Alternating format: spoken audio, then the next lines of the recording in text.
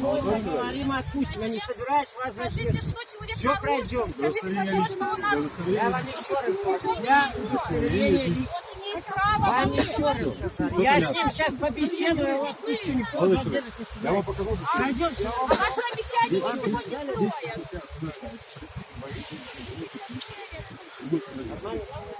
Просто сказал нормально, прийти поговорить. Так а поговорите с ним здесь. Мы Скажите, с вас что всех хотите. знаем, Пройдите я не дальше, знаю, мы нам постоим, нужно поговорим. Все понятно? Вы можете... Он ничего не надо. Все. Вы знаете, Где ваши маски? Пойдемте, пойдемте. ну вы же знаете его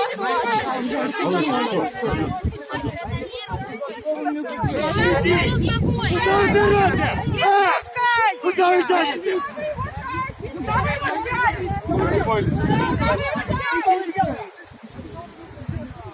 Фашисты! Трибунал! Вы забудьте, мне против.